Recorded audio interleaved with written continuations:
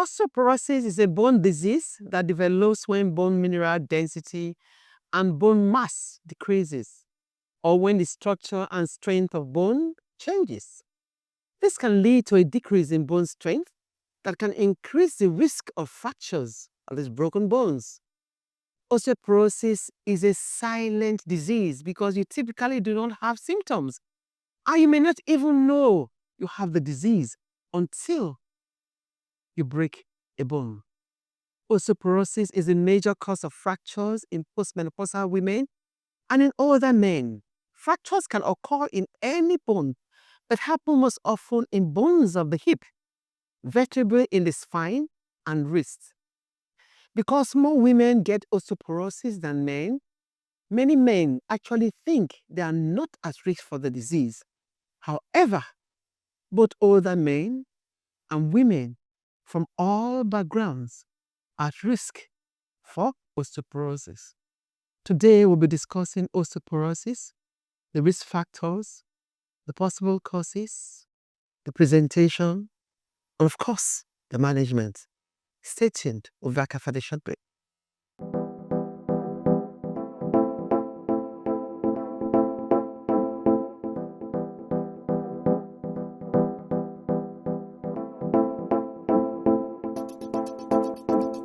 It's another day with the physicians where your health is our business and will always be our business.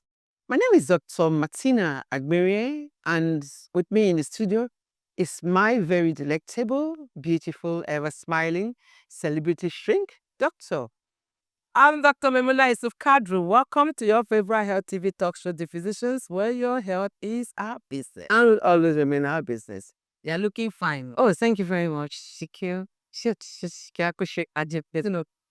osteoporosis. Oh, but then when you remember the reasons for osteoporosis, the risk factors, I don't know whether we should really discuss it, because when you talk about the old women, and then mention some business conditions, you begin to shake, right? Osteoporosis. Again, no, it's not us women now. At least men Men join also have it. the picture. Yes, so both men and women. We're not saying only women in this case. Yes, but now it's more of women in the menopausal phase. Any personal experience in recent times? No, not with me, but we've had somebody who actually was confirmed that what happened was as a result of the bone becoming very brittle. Okay, becoming very brittle. So that was it. So she had a fracture. She fell without any reason. For me, I think that's easily the commonest complaint these days. When you just hear somebody, just fell, and then you just remember, okay, risk factors are already there. Get older, menopausal, and then the form may not even be provoked. It may just be moving from one place to the other and pressing yourself. When I was going to go on my regular exercises, I discussed with the doctor, and the person also reminded me, Martina, you're going on your regular exercises, your workout, ensure you don't run.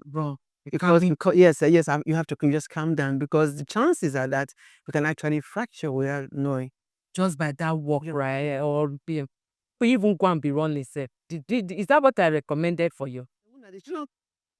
This biscuits.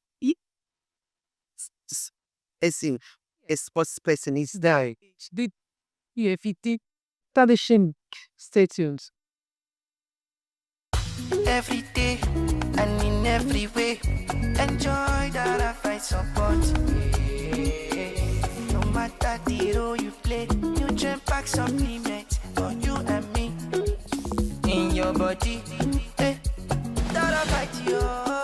Darvite nutritional supplement is loaded with essential multivitamins, minerals, and natural ingredients that helps you to be at your best. Darvite from LB Pharma. Darvite, love yourself. Welcome back to your favorite health TV talk show, The Physicians, where your health is our business. Today we're discussing osteoporosis, the risk factors, the causes, the diagnosis, the signs and the symptoms, and of course the possible management and preventive measures. In the studio with me is our very cerebral orthopedic surgeon. He's the MD CEO of OSTEON Clinics, Dr. BOLARINWA AKINOLA. Doctor, you're welcome to our program. Thank you very much. Welcome. Dr. Calabi, thanks for having me again as always. It's always a pleasure to be here. When I remember the bones, when I remember anything that has to do with orthopedics, what comes first? Dr. AKINOLA. Thank you. Yes, thank you very much. I want to use this medium to appreciate you for all that you have been doing for our patients, the ones that we send to you, and even serving in that community. That you are still in our country, Nigeria, serving is amazing. Because people like you would have left.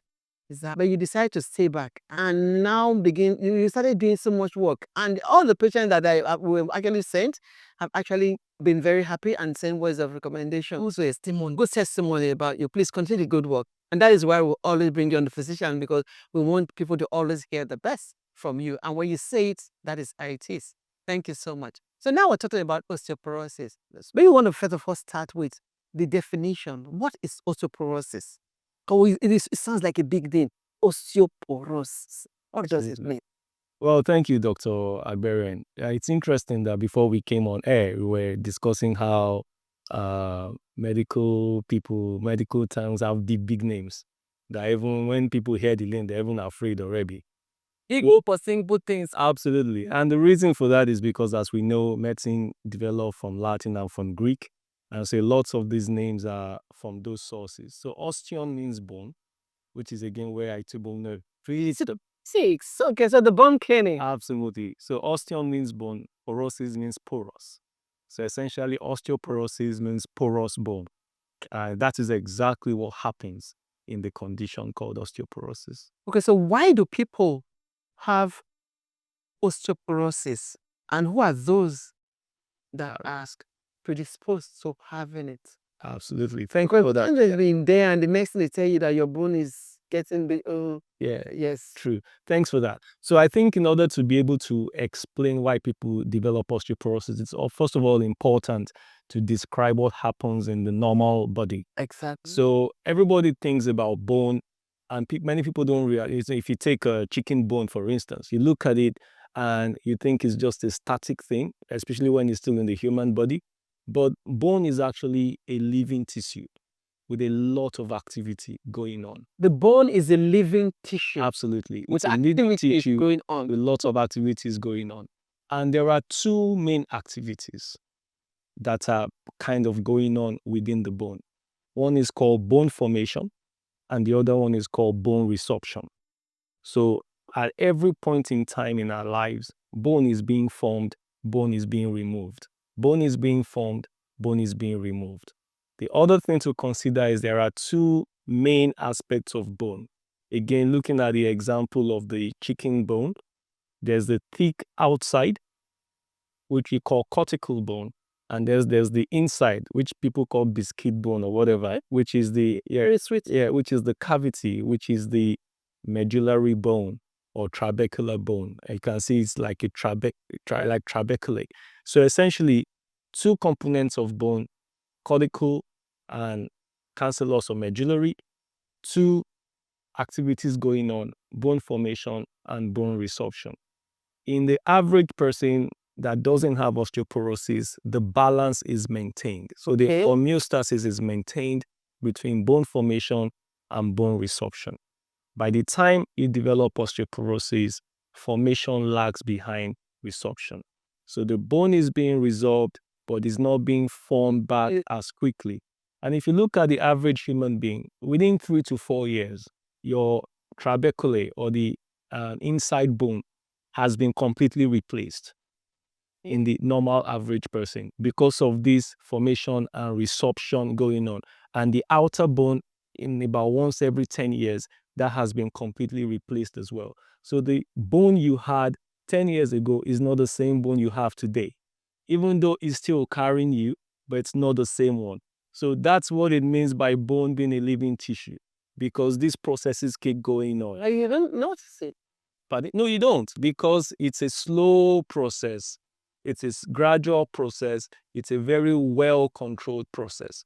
And that process is controlled to a large extent by calcium and vitamin D. Calcium and vitamin D. Absolutely. So the hormones that control calcium production, vitamin D production, those hormones are very important in ensuring bone health. So calcium, vitamin D, very important in maintaining bone health.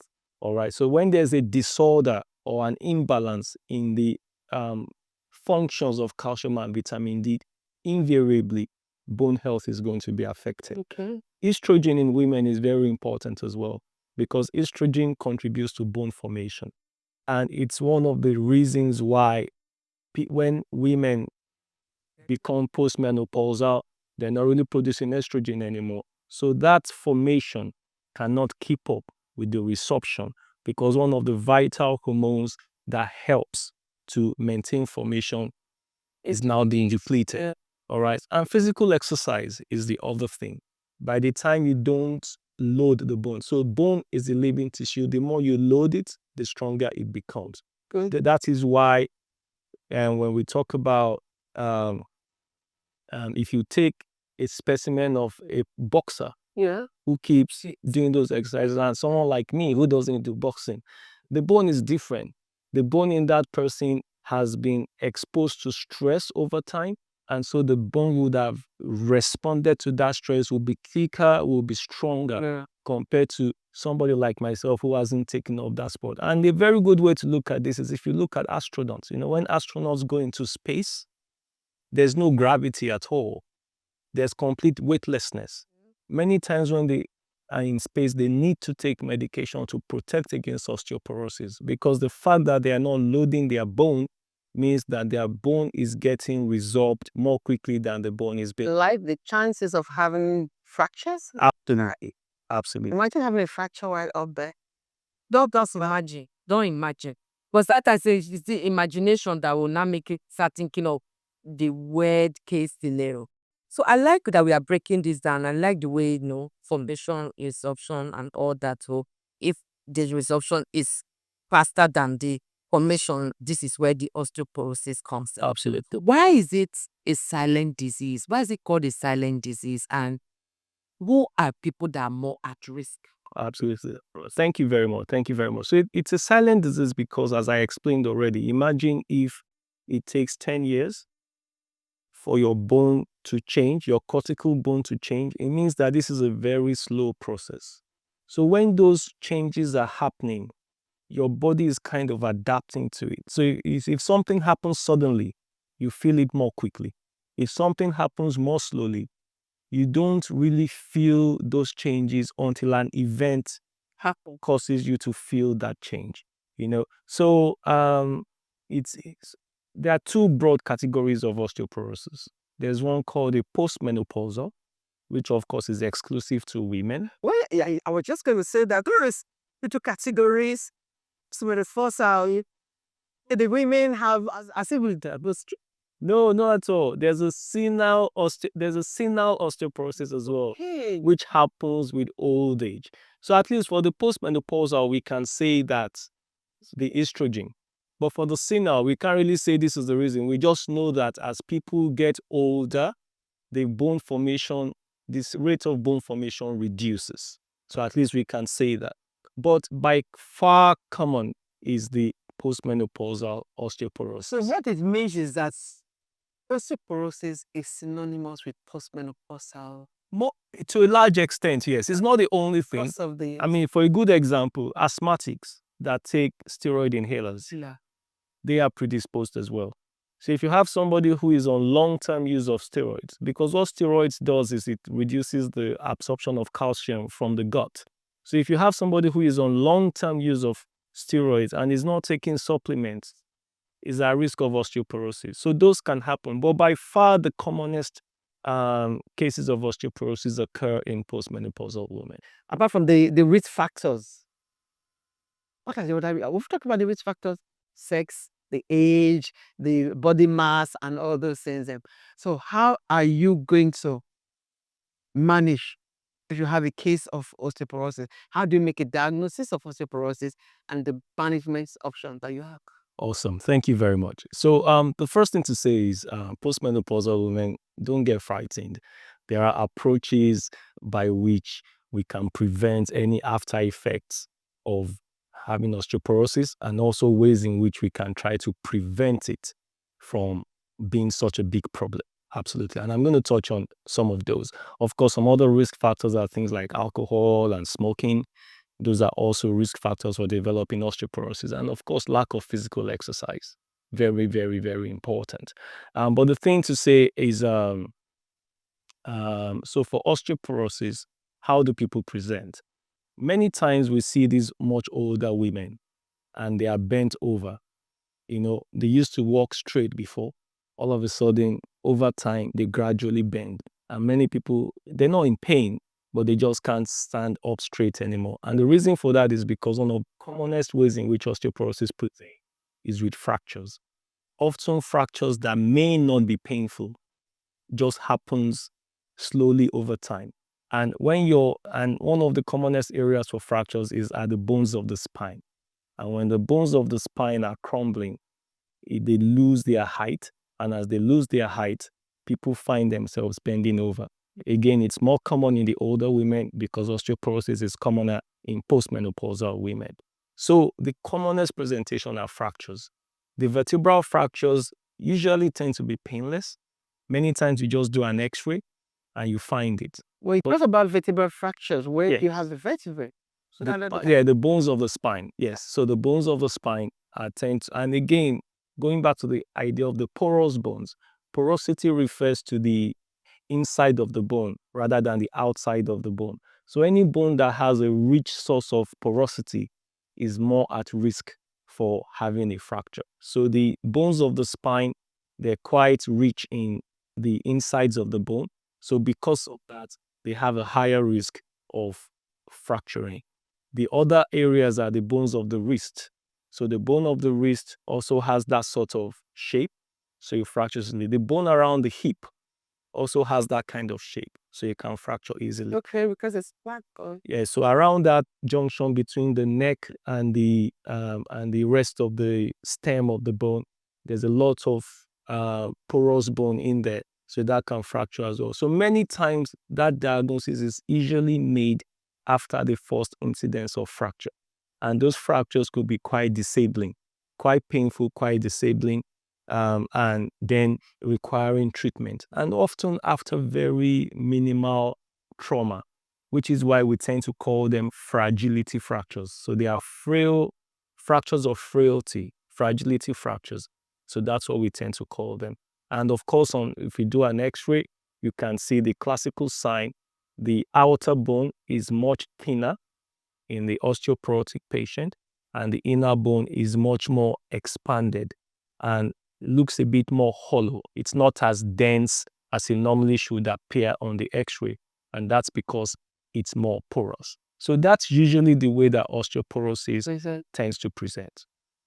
So now we talk about the presentation. How do we and diagnosis? How do we get to manage, and what are the complications that could arise for poor management or under management? Absolutely. Thank you very much. So the first thing that people need to start doing, and this is a message to all women really, especially because that's a risk for them as they come into menopause.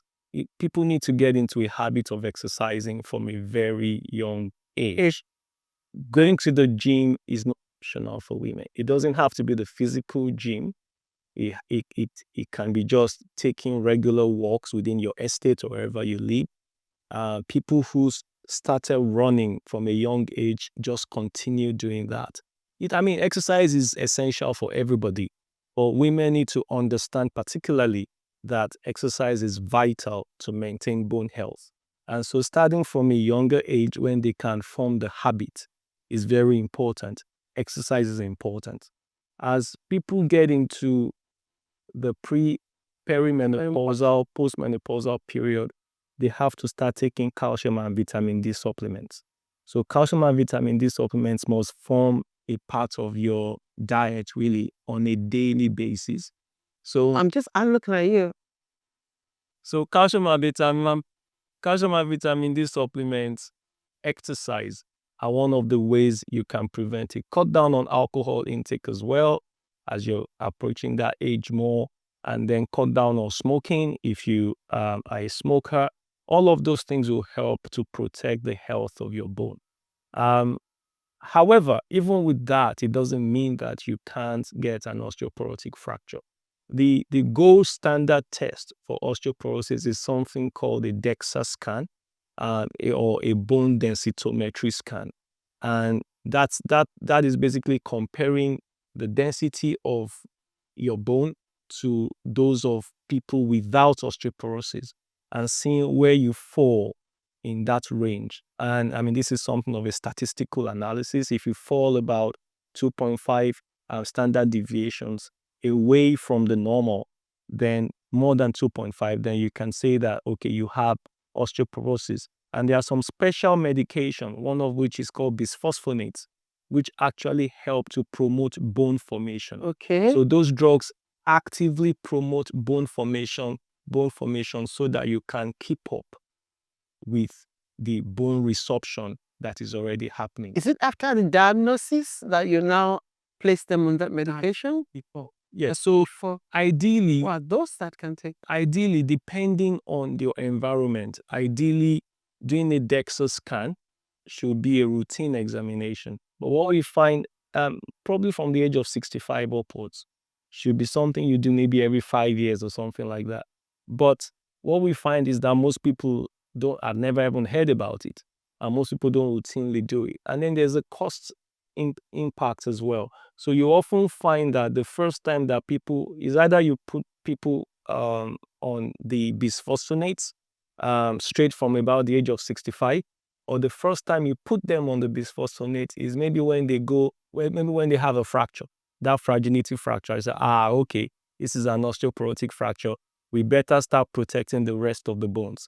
The other time is maybe they just go for an X-ray, and you see the typical appearance of osteoporosis on the X-ray. They may not have had a fracture yet, but you just see that this bone looks osteoporotic.